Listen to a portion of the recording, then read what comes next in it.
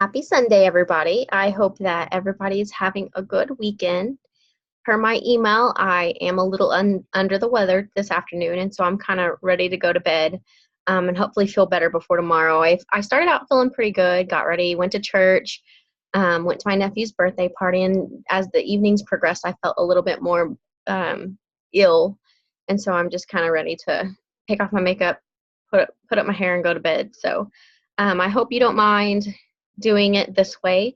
I'm not going to require anybody to do the 250 word survey or the re, re to go back and say everything for the 250 words. See, I don't feel good. I'm kind of loopy. Uh, so I do have two questions that I'll ask throughout the recording, and I need you to just respond with your answers in the review instead of the 250 words. So nobody has to do the 250 words.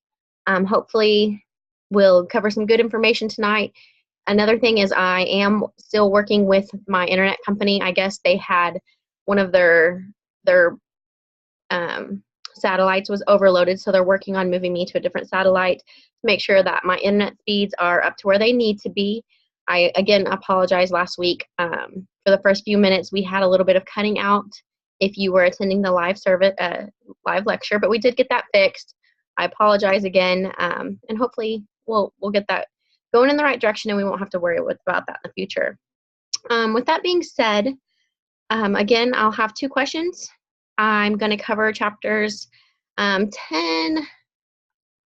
Let's look. Hold on. Let me start sharing my screen so you can see. We're going to talk about chapters 10, 13, and 14. And it's some really good information. It's about managing teams, motivation, and leadership. My favorite chapter out of the three chapters is the chapter about leadership. So I know it's a different way since we're not doing the live lecture. You're going to be watching this recorded, and there's not interaction. And if you are needing to talk to me, I can log on for you guys and have a one-on-one discussion through my course connection through Zoom. If you're needing some clarification, if you're needing help on something, I've been helping people through email, text messaging. I'm still available to do all that. So if this week not having a live lecture causes some kind of hardship for you and you still need to have one-on-one time or something like that, definitely reach out and I'll find time for you in my schedule to have that one-on-one time for you this week. If you're needing to have it this evening, I would just really appreciate if we could wait until at least tomorrow when I feel hopefully a little bit better. I'm going to take some NyQuil, go to bed, and hope for the best. So with that being said, I want to just kind of jump in and get going with the assignments this week. Assignment 2.1, it starts out saying, make sure that you review chapter 13 before attempting this assignment. So make sure that you've looked over that and you're not just going in willy-nilly trying to get it processed. Again, you see that it's the step 1, step 2, step 3, step 4, if you could label that out before submitting your homework. I will, I'm going to pause right there. I will grade last week's homework in the next 24 hours. Even if I'm sick, I'll sit at home in my bed and grade your paperwork. So I will try to get that graded within the next 24 hours, so you'll have all of your grades for week 1 posted soon. So step 1, step 2, step 3, and 4 below, you can see the grading rubric. Create a list of rewards that can be tied to employee performance. Let me move my screen here. Please list rewards that fall under various categories: non-financial, financial, and social. Create a short survey in which you ask coworkers, friends, classmates, instructors, or family to rank the attractiveness of each reward. Use a scale of 1 to 10, 1 being not motivated at all, 10 being very motivated, and please survey at least 3 people. Attach and paste your list and survey rankings comments along with your written plan on how to achieve an award. Using the item on the list that was most popular, create a scenario applying your core area where the employee can take certain steps to achieve the reward and list those steps. Be creative and practical and think like a manager. Attach or paste your list and survey rankings comments along with your written plan on how to achieve the award. So in the past, I've had students that did SurveyMonkey and sent out an email to 3 people. I've had people where they wrote out questions and emailed. I've had people ask people verbally the answers to this. It's however you feel is most easy for you to do this survey for 3 people. And as long as you're able to attach it, whether it's a screenshot, someone once they wrote it all out and copied it with their phone and attached it, whatever is easiest for you. I'm real flexible. So if you have any questions on it, just to give a couple of examples, a list of rewards that can be tied to employee performance. Some people did like paid time off, bonus incentives. So that's just a little bit of an example. If you have a hard time coming up with that, just think of what would incentivize you to do better in the workplace, both monetary and non-monetary. And if you have any questions with this, it's a pretty fun ask, a pretty fun assignment. So reach out if you have any questions. Assignment 2.2, and then the extra credit is also available to you this week. So it was down there. You can do that and get you a little extra points. Trimming expenses, and the thing I like about this assignment is it is a real life scenario, and I've actually had to do this for one of the branches that I was managing. You hear about it all the time, people having to make cuts and having to find out where to make money from the money that is allotted to them to be able to cover other expenses. And this is that type of scenario. So there are times when managers are asked to cut back on expenses. There's only one step in this progress. Oh no, there's 2. So 2 steps. First, review the monthly expenditures, and they're listed out here below. And imagine that, like so many companies, you experience a cash crunch. Your revenue or income shrinks 25%, so you must trim your budget. If your current monthly expenditure is $544, what is the new total reduction of 25%? So 25% of 545, that'll be your new, 25% less of the 545 will be your new budget. And so list what that is. Where will you trim? We have the office supplies, paper, cups, training budget. What is least important and can take a little bit of a hit on the budget? So look at that. Explain why and your reasoning behind why you're cutting what you'll be cutting. So if I were doing this, I would maybe say, I don't know how many employees are here, but say this was for my company, and this is my example. So if I were cutting, the first thing I would cut is the $15 for paper cups. Right now, Walmart has a sale where you get 4 cups for like 98 cents or 7. I think they're actually on sale for 74 cents. So I would spend $5 of that $15 the 1 month and go buy a whole bunch of plastic cups, and people can wash their cups if they need to use a cup. At my work, we all tend to bring our own cups, so we don't even need paper cups. But, and you know, once I say that, these paper cups, I don't know if they're for customers taking coffee. I don't know. If they're for coffee cups, maybe talk the employees into bringing their own coffee cups. So that's probably where I would start, and I would start brainstorming around that. But use that list however you want. That's just an example to kind of give you an idea of what to do. So now at a later date, you experience a modest revenue increase of 15%. What would you reinstate in the office? After your reduction of 25%, what would be the new total of the increase of 15%? So again, do that math and put that in your response. What would you reinstate and why? So there's your grading rubric. Step 1, list out all the information it's asking for. Step 2, list it all out, and then make sure your spelling, grammar, and punctuation is correct. And so far, you guys have done really good, so I'm proud of you on that. So those are the 2 assignments. And then, of course, like I said, you had the extra credit, evaluate your skills. Check that out if that's something you're interested in. Then you have the quiz this week. Here is where on live lecture submission week 2, you're going to answer your 2 questions. And your first question is going to be, what is the most interesting thing you did this weekend?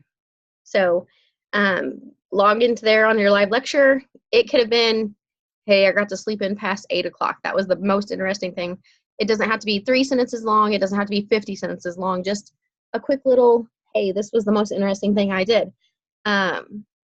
And so that's your question 1. There will be a question 2 later on in the video, so make sure you're watching the whole video. So let's start on the lessons for tonight and get you guys off and going for your evening. I'm ready to go to bed, so I'm ready to get started on the lesson. So chapter 10 is about managing teams, and if you're going to be a manager in any company, you typically are going to have to manage a team. And I say typically because I am a manager. I manage the whole eastern half of Oklahoma on my own, but I don't have any employees who report to me directly. So I have the pleasure of being a manager, but I don't manage anybody. So I just manage the credit. But I have tons and tons of experience managing teams in my past jobs. So I'll tell you some of those stories versus the stories of what I experience now. I'm going to skip the learning outcomes. So work teams are a small number of people with completely complementary skills who are mutually accountable for achieving performance goals, improving interdependent work processes, and helping firms in responding to specific problems and challenges. Though I do not have a team that reports to me, I work with several same level managers, and I have a manager above me who has a manager above her who has a manager. So I am a part of a team, and I get to see it from the back end where I'm working and contributing to the team for someone I report to. We all are in credit. We're trying to achieve a credit goal, so we all have the same goal and the same task at hand that we're working for and working together but interdependent. The advantages of teams is customer satisfaction, and the best example I can give for that is I am at Ferguson. We're nationwide, but my district is Oklahoma, Arkansas, Kansas, and Missouri. And prior to my coming to Ferguson, when someone would try to get a hold of me, if I were not in the office, they would get a hold of nobody. They would get my voicemail. So customer satisfaction, we came together as a team. They worked out a solution where now they ring in. If I'm unavailable, it'll roll over and reach out to the closest credit manager, which would be Arkansas or Oklahoma City. So it'll reach out and try to get someone on the phone to help that customer now. So we're improving customer satisfaction because instead of waiting until I'm available and back, we're looking for someone in the same position available now to help the situation and get something worked out. So it increases customer satisfaction, improved product and service quality, increased speed and efficiency in product development, job satisfaction, cross-training facilities team members do jobs performed by other team members. So the cross-training is really important because whenever you're cross-training someone, it lets them know that you trust in their ability to do their job and you want to move them up and you want to give them more responsibility. I'm a credit manager, and below me, but not reporting to me, we have some credit assistants. And they are cross-training and learning and slowly being developed to be future credit managers. So cross-training is a great tool. You much rather hire someone that you've cross-trained over the past year to take on a position of like credit manager versus hiring someone externally. So it's not always the case, but it is a great tool if it's there for you to utilize, cross-training. It allows team members to gain job satisfaction from leadership responsibilities, shares the benefit of group decision-making, and then the disadvantages of teams. Initial increase in turnover, social loafing. This is probably my biggest pet peeve. The social loafing is where someone knows that you're going to pick up the work if they don't do it, so they let you pick up the work and they just kind of twiddle their thumbs. And that's the best way that I can explain it. Social loafing can cause a lot of hardship in the workplace. It's not fair, especially if a manager doesn't recognize that the social loafing is happening. Social loafing happens more so, I think, if you're not if you don't have a manager there witnessing what's going on and interacting. So as a manager, you want to make sure that you're holding your team accountable and you're trying to keep social loafing from happening. But it does happen. People don't always perform their share of work. And I'm sure some of you have seen the meme that says my workplace has this special thing where if you're doing your job well, they let you do everybody else's job too. And that's probably part of the social loafing where someone's not doing their job well, you're outstanding, and so you get to do the extra work while they get to twiddle their thumbs. So don't be the social loafer. Pick up your share of work. That's my lesson for tonight. A disadvantage is groupthink. Members feel the pressure not to disagree with each other. You've probably been in that scenario where someone who's been there longer than you or someone who's higher than you has an idea and you don't agree with it, or you think you have a better idea, but you don't say anything because the pressure of all eyes are on you and you don't want to cause a scene. So that is kind of a disadvantage. Well, it is a disadvantage. Decision making takes time in groups because you can't ever get 100%, it seems, to get everyone on board. Minority domination. One or two people dominate team discussions, and I tend to be one of the dominators in a discussion, and I'm conscious about it. And so I've worked on trying to be like, well, what do you think? What are your ideas? But whether if you are that person that's dominant in a conversation, try to be thoughtful of other people and get their input too, because the more information from everybody you can get, the better your decision as a team can be. But this minority domination goes right back to this groupthink. Nobody wants to speak up because they're afraid of the pressure of of disagreeing, and all eyes are on them. So they go hand in hand. When to use teams and when not to use teams. When to use teams is there on the left, and when not to, they're on the right. If you want to look at that exhibit a little bit more, you can go back to these slides. For sake of time, I'm going to go ahead and kind of skip over that. Traditional work group, composed of people working together to achieve a shared goal. Employee involvement provides advice to management about specific issues. Semi-autonomous work groups consist of decision-making power and solves problems related to tasks of producing a product. Self-managing manages and controls the crucial task of producing a product service. Self-designing controls team design work, task, and team membership. And kinds of teams, special type, cross-functional, virtual, and project. So cross-functional is composed of employees from different functional areas of an organization. So if I worked at the bank and we were going to work on ways to increase customer service, I'm not gonna target just my tellers. I want to get somebody that's a teller. I want to get someone that's a loan officer, somebody that is a supervisor. I want different cross-functional groups so we can get a big perspective on ways to improve this process. Virtual, composed of geographically or organizationally dispersed coworkers. So at Ferguson, I told you we are nationwide and we're in 4 states for my district. A lot of the times whenever we do groups, we do have these virtual groups because we're in different places of the country. We use telecommunication much like that we're using now. We have a system, it's like Zoom. We have multiple systems actually. If you see here, we use Skype for Business. This is my work computer. We use Skype for Business, in which we can share screens, much like I'm sharing my screen here, and my coworkers can walk me through something, or I can show my presentation. We also have a system called Jabber, and Jabber is much like Skype. And you can see here that I have people logged in. Nobody's logged in because it's Sunday at 7 p.m. and nobody's working, but it looks like I am. So we have chat rooms.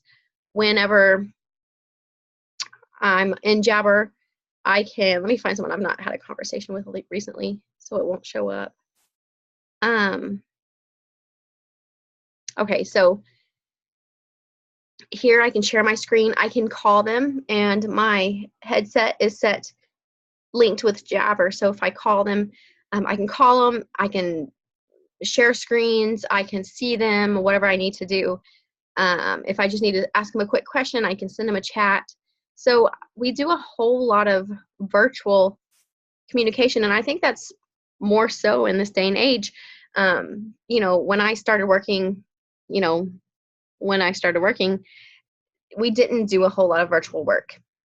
When I worked at Enterprise, my team, I was in accounts receivable, and my team was in charge of Canada and the UK. So I wasn't driving to the UK or to Canada to talk to my customers. So I did a whole lot of virtual communication, and our teams would come together. I would have a team in the UK, I would have a team in Canada, and we could come together and do brainstorming through virtual communication. And so that was a special type of team. I was the special team leader for international communication for the accounts receivable. And then last but not least, you have the project teams. They're they are created to complete one-time projects within a limited time.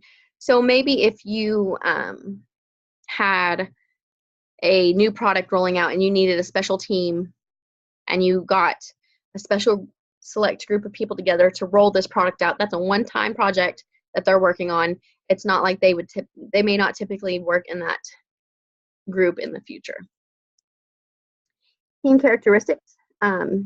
The norms are informal, agreed on standards that regulate team behavior. Cohesiveness, level to which team members are attracted to a team and motivated to continue in.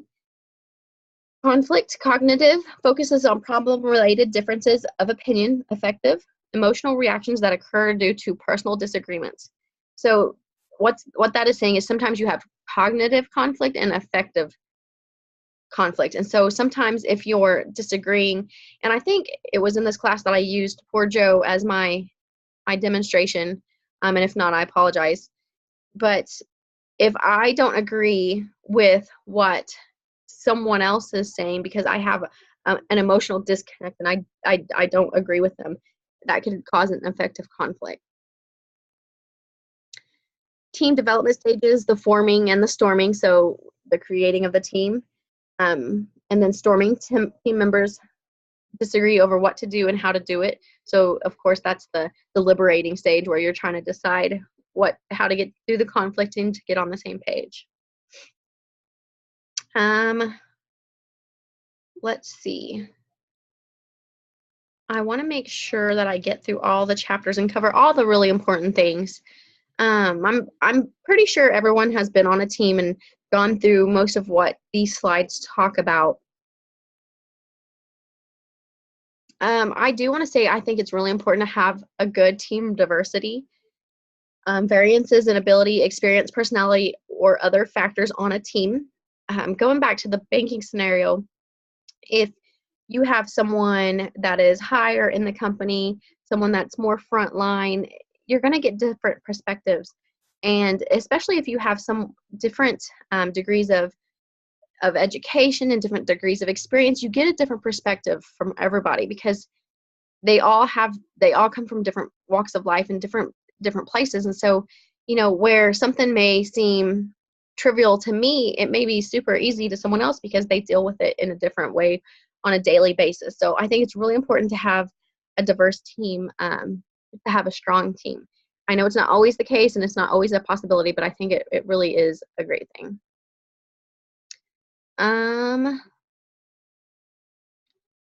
This kind of goes with the homework assignment types of employee compensation. We had talked about, you know, what types of rewards could you get. So this talks about it a little bit. Skill-based pays employees for learning additional knowledge. Gain sharing, companies share the financial value of performance gains. Profit sharing is what I've heard that called, and so maybe that rings more of a bell than gain sharing. Non-financial rewards, effective when teams are initially introduced. So that's pretty much that chapter. Let's go back to next, chapter 13. This is the chapter you want to make sure that you touch on before doing that homework assignment. You should be reading them anyway, but make sure that you go through this chapter pretty thoroughly before you do that assignment.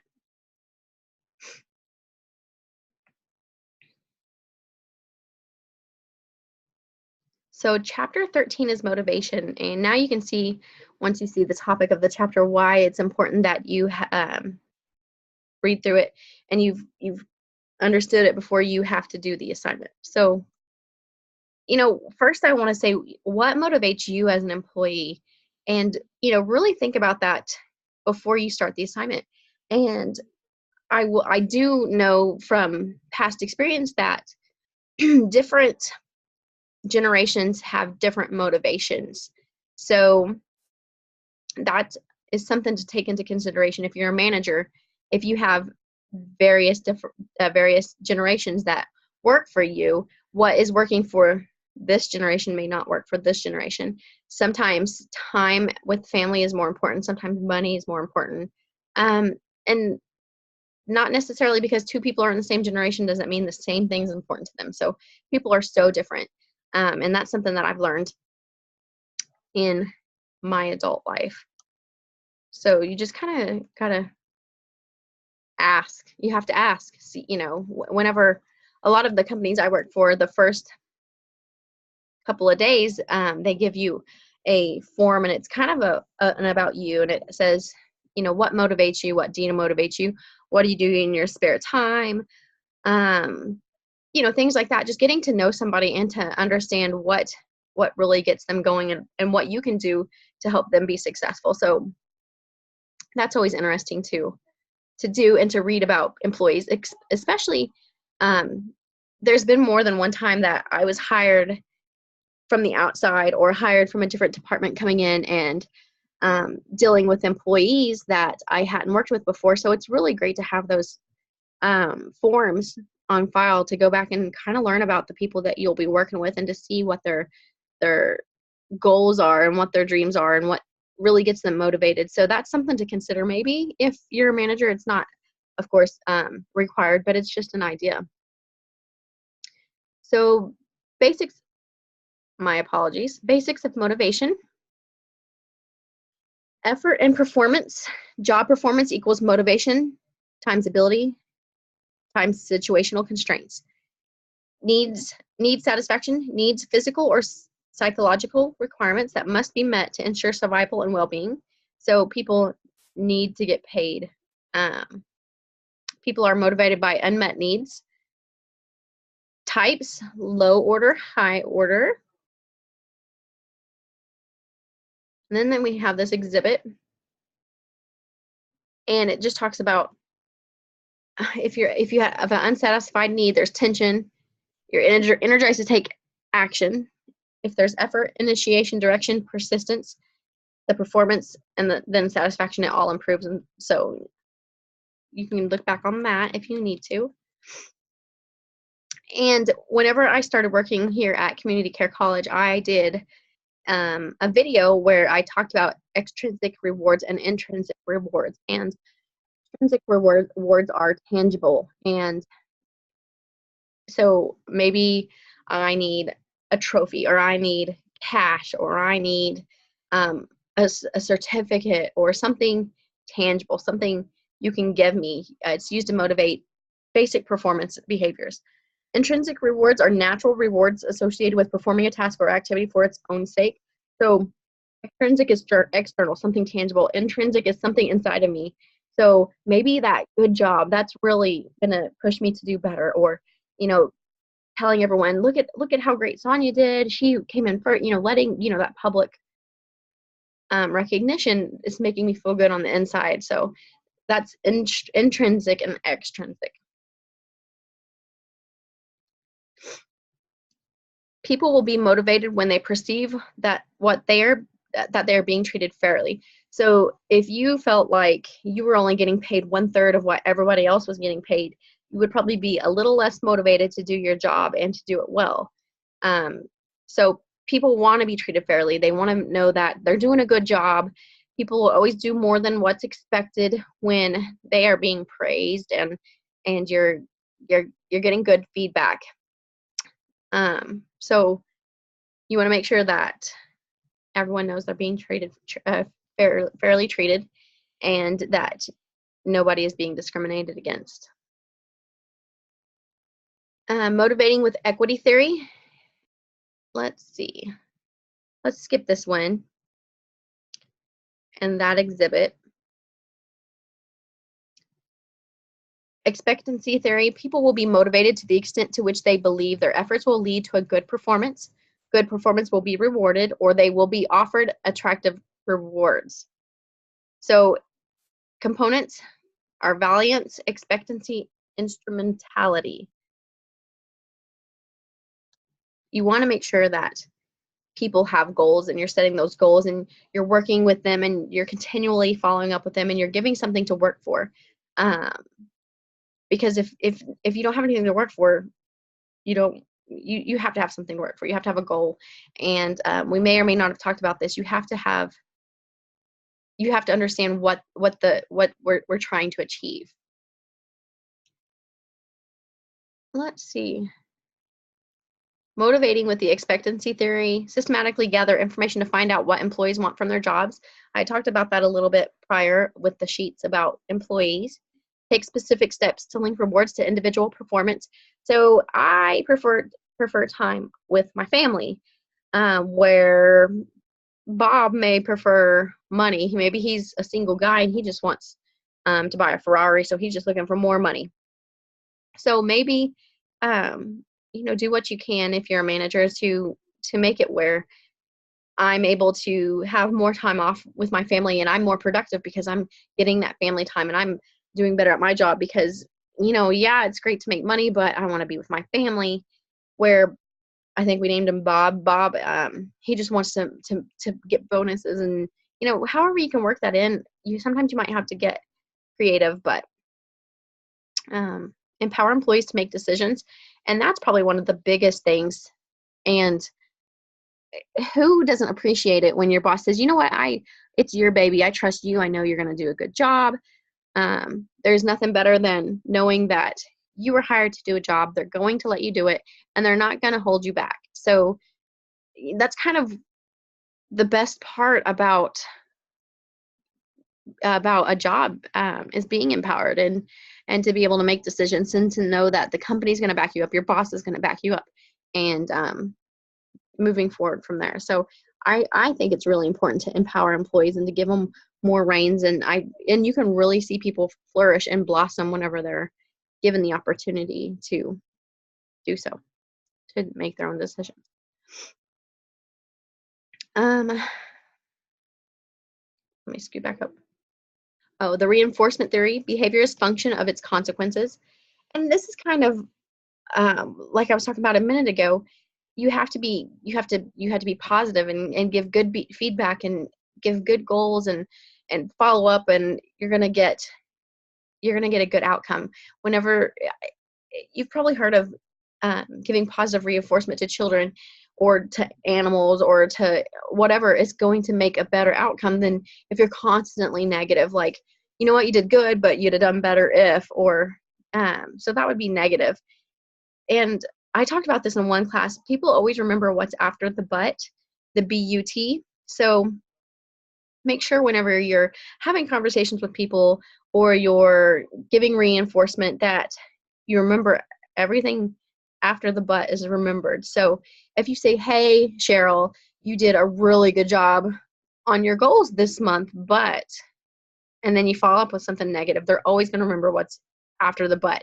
You should always end on a positive note. So Cheryl, I know you had a hard time with communicating last month, but look at these goals. You did a really good job. And once you,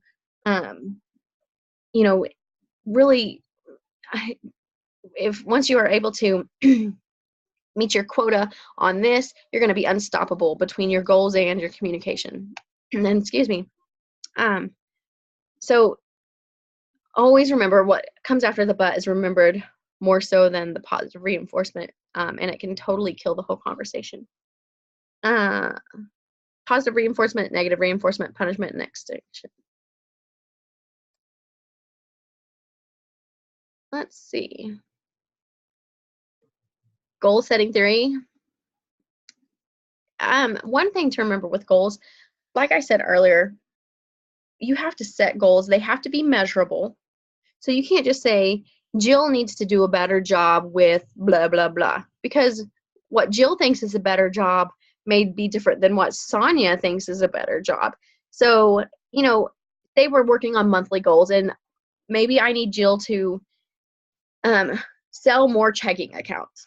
And so if Jill sold 2 checking accounts in January, and we had our January discussion, and I was like, Jill, I need you to sell more accounts. And next month she sold 3 checking accounts, but I really need her to sell at least 5. Jill did more, but she didn't meet my expectation. My expectation was she was going to do 5, but I didn't specify. I didn't give her a solid goal. I just said she had to do better, and which she did. So make sure that you are precise on what goals you want met. It has to be achievable. So, you know, Jill's already having a hard time doing 2 or 3. If I said, hey, Jill, by the end of February, I need you to have sold 20. That's kind of a big leap going from 2 to 20, especially if she's putting in the effort. So maybe you want to gradually work her towards the 20. So maybe, hey, let's do 7, and then let's do 12, and then, you know, just slowly move them up and give them something that's measurable, and make sure that you are following up. Make sure that they accept the goal and they understand the expectation. Provide feedback. If you hear Jill, and I'm going to stick with the cross-selling with tellers because it's what I had experience with. So Jill, maybe she sells a checking account, and you overhear her, and the customer goes and opens that account, and you're like, Jill, you know what? I heard you, and you did awesome on that sell. You know, let them know that they're doing a good job, and you recognize that they're doing a good job. And it goes back to people are going to perform better when they're getting positive reinforcement. So always look for the opportunity to give good feedback. But you do have to address the things that they have to improve on. But there's ways to address it in which they don't feel like you're getting on to them. So steps to motivate employees: assign specific challenging goals. There's nothing more boring than being in a job and then giving you a job, an assignment that is not challenging and it's not growing you as an employee. It's just something busy that they didn't want to do. Give employees something that challenges them a little bit and makes them ask questions, because discomfort is a function of growth. So whenever they come up against that issue or that problem, and they're having to ask questions or go search for answers or, you know, get help, it's helping them grow and they're learning. And so you have to give them something challenging to be able to be better for themselves. I mean, you don't want to give them something that's so hard that they're not going to grasp the concept of what they're trying to do, but you do want to challenge them and to make them better people, because the better your employees are and the harder they work for you, the better your department or your group is going to be. Ensure workers truly accept organizational goals. So if I say, hey, Jill, I need you to sell, 5 checking accounts this week, and she's like, yeah, and then she goes back and sells 2, she obviously didn't truly accept the organizational goals.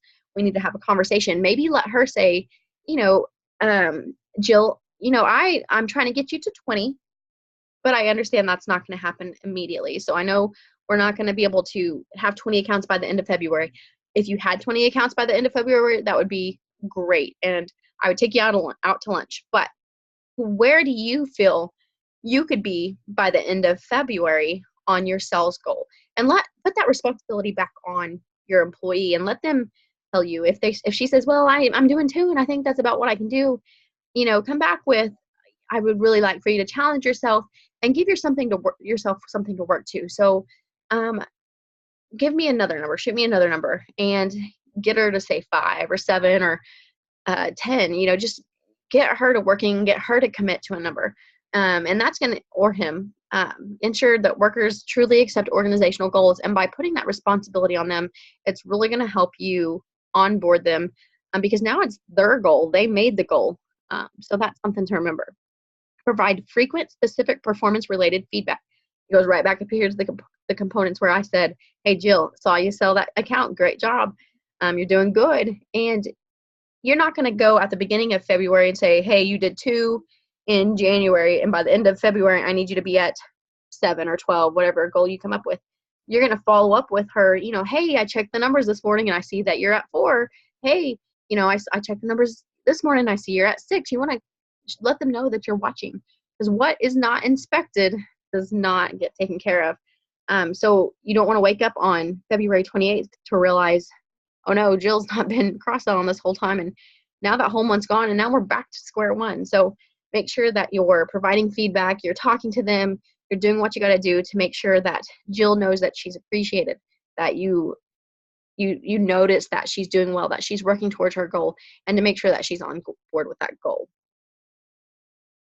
Adding goal setting theory to the model, skip that, and that's the summary. So that will help you with your assignment for this week. So make sure that you understand that. Make sure that you really think about what motivates you. It can be monetary and non-monetary. It can be time off. It could be, hey, a trip to lunch with your manager. I don't know if that is incentive to you or not, but what gets you going, and provide those to people for your homework assignment, and you'll do good. So this is our last chapter, and I'm going to give you your second question now. So my question is, what does incentivize you in the workplace? What is the number one thing for you that gets you motivated to do a good job? Again, it doesn't have to be a paragraph. It can be a paragraph, but I need you to answer the first question that I asked at the beginning of this answer the first question I asked at the beginning of this video, and then answer this second question, and then submit that for your live lecture for your points for the week. Again, you don't have to do the 250 words, just answer the 2 questions. And it's really interesting to see what really gets people motivated, because what motivates you may not motivate me at all. And honestly, what motivates me, I absolutely appreciate financial gains. I do appreciate money, bonuses. I really appreciate that. I do appreciate time off from work. But what really gets me motivated is recognition. Whether it be public, hey, in front of everybody, I don't mind that. Or if it's an email, or even if it's just my manager sending me a thank you card that says, you know what, I really appreciate what you do. Just this last week, I have 2 bosses. One of my bosses here at the college, Dee, she sent me a message and just said, we're blessed to have you. I really appreciate what you do for us. And that really motivates me. That really gets me, I know that I'm appreciated, and I want to do a good job for her because she's happy to have me here. I'm happy to be here, and I want to do a good job. And it's just the little things like that, whether it's public or it's in private, I like to be recognized, and I like to be told that I'm doing a good job. So that's what gets me going, but I totally will accept time off and money. So that's what incentivizes me. So I'm interested to hear what gets you guys going. The last chapter is chapter 14. Before I go on, don't stop listening because I've given you your 2 answers. You never know, I may ask another question or something. But keep listening through chapter 14, and I'll get you on your way. Chapter 14 is leadership. And whenever I think of leadership, I'm going to show you what I think of, and it'll play into a lot of this presentation. So this chapter really makes me think of this photo here about being a leader versus a boss. If you're a leader, you're part of the team. Hey, we can do this. This is how we're going to do it. You're leading by example. If you're a boss, you're just go do this. We don't even know if you have the experience or the know-how to do it, but we do know that you can tell us how to do it. I like to be a shower and a participator. So leadership is the process of influencing others to achieve group or organizational goals. I don't see this as very influential, having someone demand things at me and tell me how to do my job. I see this as very influential. Um, when I worked in the banking world, I have you ever gone into the bank and they've been really busy and you see people just sitting in the office and you just need to make a quick deposit? Well, when I was working in the banking world, I would go up, open up a teller line, or I would start pulling people off um, the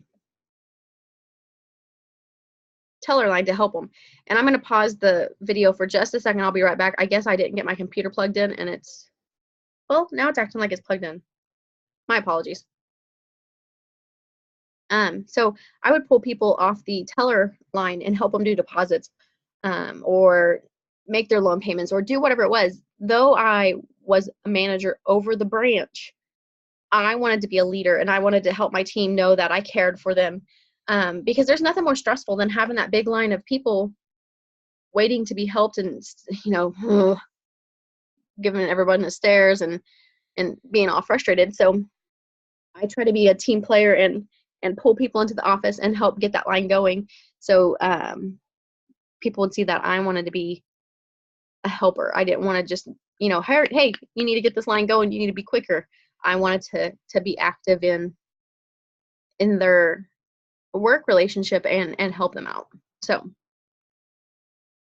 leaders are concerned with doing the right thing. So when I was working out at the teller line or at the bank and I was pulling people and helping them out, I had things I could be doing, but was it more important at the time to be doing a report that I could do anytime between now and Friday? Or was it more important for my working relationship with my employees to be out there and helping on the teller line? So leaders are concerned with doing the right thing. Managers are concerned with doing things right. Now you do want to do things right as a leader, but it can't be. You have to be human, and I can honestly say that's probably one of the reasons why I've been more successful in my career, is because I really truly care for people. And last week I know that I started off my conversation with you guys and I said, we're all adults, we have to get all this done. And that's the manager in me. The leader in me is, I want you guys to know that I understand life happens. I'm here to work with you through things. And I really do care about you students, and I really do care about my coworkers, and I care about my boss. And I really want to be more of a leader. I don't want to be the boss that's saying, you have to do this, you have to do this. But I want everyone to be able to make good, sound decisions. And I have to play that manager role a little bit to an extent. So going back to last week when I said, if you have assignment, you know what assignments are coming up over the next month. So make sure that you're planning your time out and you don't come to me the day before assignment due saying, hey, I got to work now last minute. I'm not going to be able to get this assignment done. You have to be able to manage that in the working world. So that's why I want you to start here in school. I want you to understand that when you get to working at the bank, or you get to working at Ferguson or at the college, or wherever you get working, you're going to have to be able to manage yourself and prepare for unexpected situations. You're not going to be able to come up to your boss and say, hey, I didn't realize that this was going on, so I'm just not going to be able to do my job on time. You're going to have deadlines. You're going to have to make these deadlines. And so you really have to start here in school and start molding yourself into thinking like a business person. So, last week I kind of was more of a manager teacher, where I was wanting you all to understand that, hey, we're adults, we got to get this done. Make sure that you are doing good grammar and things like that. But I'm also very human, guys. I know that you're not always going to have the best grammar. I do not always have the best grammar by any means. And I'm here to work with you guys, and I want you to do well. And I'm trying to wrap this all together. The leader in me is going to help you guys, and I'm going to work with you. If you come in with me on a Saturday and say, hey, I'm not going to have my assignments done, I'm going to work with you, and I'm going to help you out. The manager in me wants you to consider that you could get stuck and to work things out ahead of time. So you have to be a little bit of both and be able to manage the two. So I wish that more students could sit in my position where you have to make all these decisions and you have to um, make sure that students are on the right track and doing what they need to do, but also being kind and compassionate, because sometimes it's hard to find that balance of being a leader and being a manager, whether it's, this is my job. You can kind of look at it as I'm managing you guys. And so I have to find that happy balance of being both a good leader and helping you guys. I'm going on to discussions and I'm talking with you guys, through the discussions, just like everybody, your peers do. But I also have to play that bad guy role. It's not always a bad guy, where I have to set the rules and make sure that they're followed. So I hope that somewhat makes sense and you're able to put that together. Leaders is focused on vision, mission, goals, and objectives. We want to get through the class with good grades. We want to get you to your degree. And so here, my job managing the class that's my vision, is everyone gets an A. My mission is that everyone passes the class. We're getting everyone their degrees, and that's how I'm managing the class. I want the best for everybody.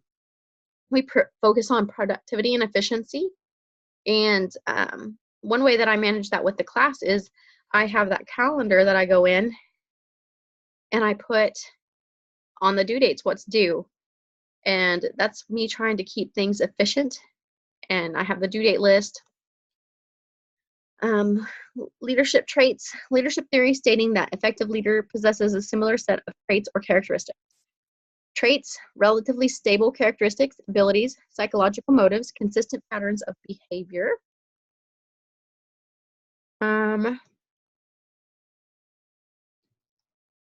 really have touched on a lot of this without going through the screens. The contingency theory: way a leader generally behaves towards followers, relationship-oriented, task-oriented, and flexible. With this, I will say that there's nothing better. I mean, have you ever gone to work where you have a manager that is aloof and they're hard to work for, and they're making those 10 mistakes managers common make? There's nothing more disheartening than having a leader that is not a good leader. So working on your leadership style is really important to make sure that you're communicating effectively with your employees, with your coworkers, building good relationships, being task-oriented, and being flexible. Let's see.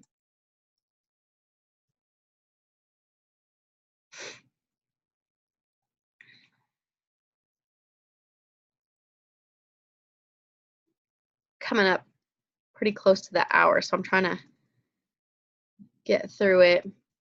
I don't remember exactly what time I started, so I'm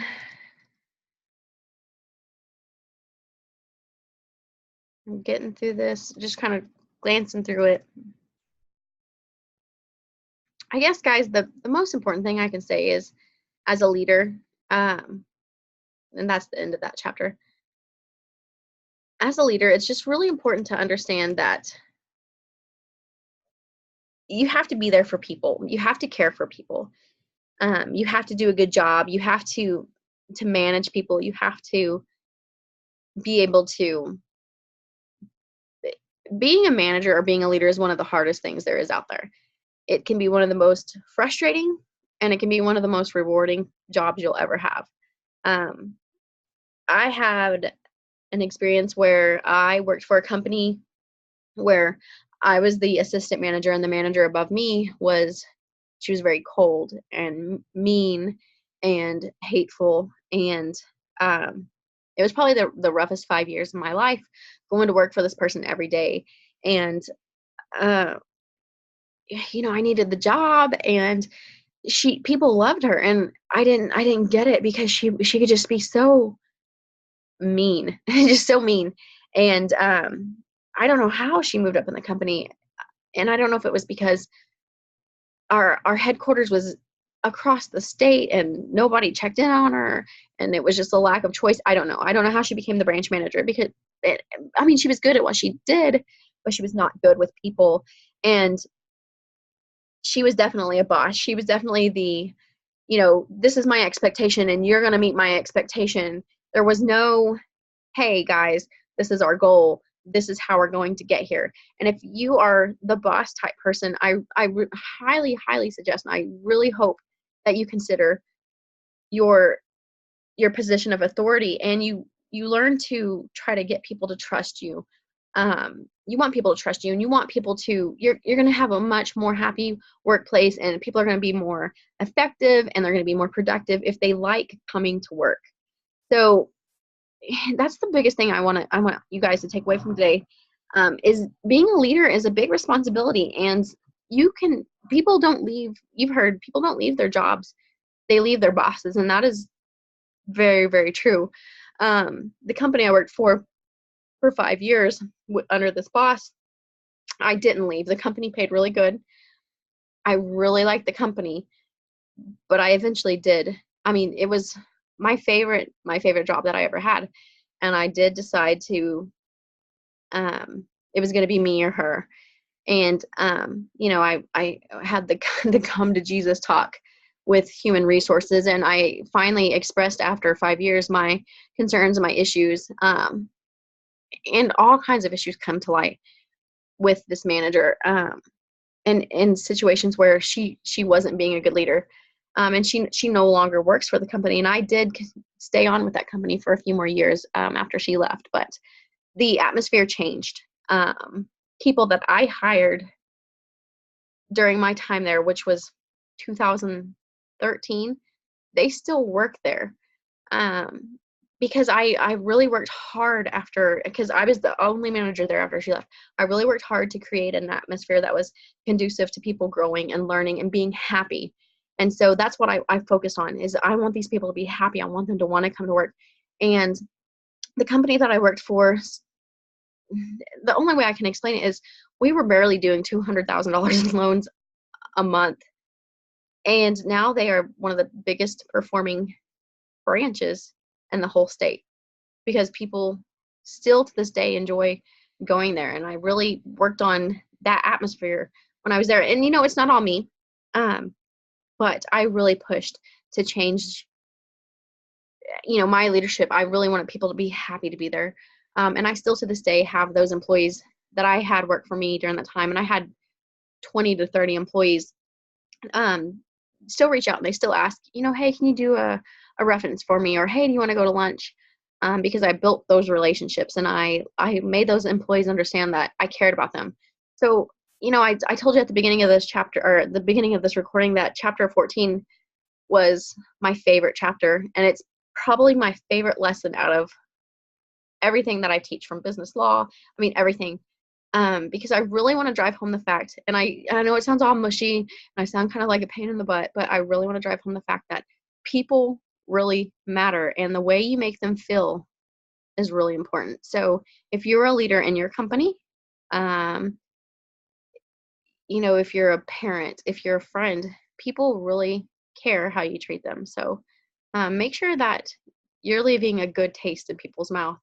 Um, you know, it really rings home for me tonight, because prior to class, I told you that I had gone to my nephew's birthday party, and both my daughter was crying because she didn't get to skate. My son was crying because someone was following him at laser tag and just wouldn't leave him alone. And I ended, hey, let's go home. Everyone's crying. At the way home, on the way home, I told them, if you act like that at another birthday party, we're not going to go to birthday parties anymore. So they're mad at me, which is, a hard part of being a parent. But, before I started class, I let them both know. I said, you guys, I love you. And we want to make sure that, when we're invited to a party, that we're putting on a good representation of who we are, and that we're happy to be there, and we're thankful to be there. I love you guys. And, I let them know that I do care, and that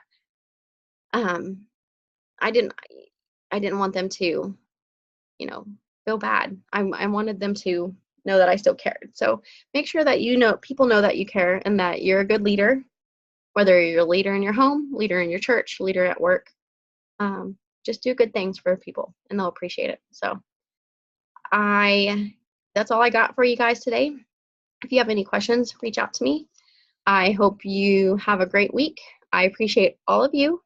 If you need anything, I'll be here. And I'm going to bed. I think my not feeling good is making me all sappy or something. Have a good week. Talk soon.